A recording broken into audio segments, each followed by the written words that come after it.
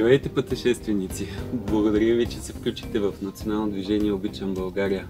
Много се радваме, че за такъв кратък период нашия проект придоби такава популярност. Както знаете, това е най-младият ни проект, зад който стои една голяма идея да събудим интереса към активния начин на живот и да провокираме повече хора да отделят повече време за пътуване.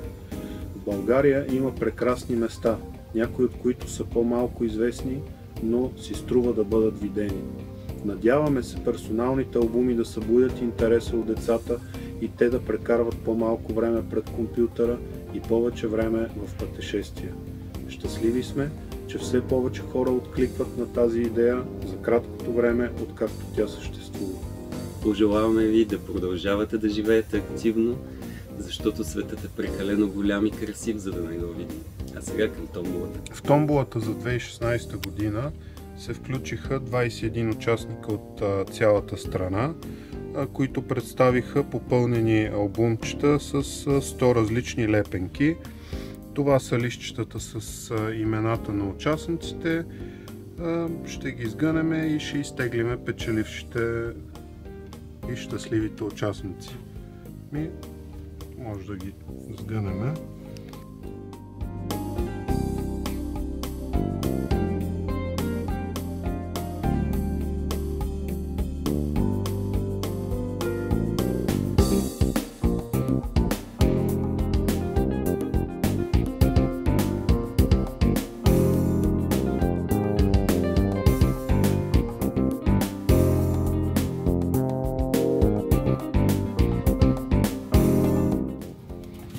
Това са всичките участници.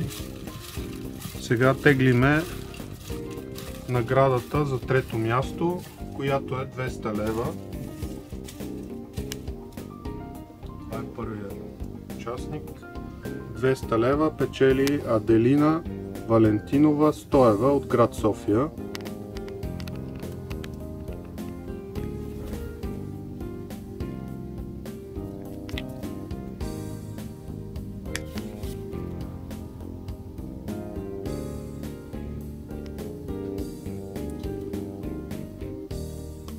Наградата, втора награда от 200 лева печели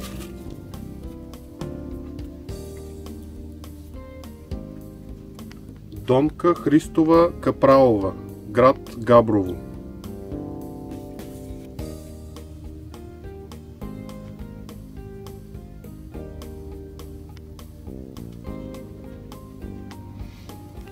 И първа награда, голямата награда от 1000 лева за 2016 година печели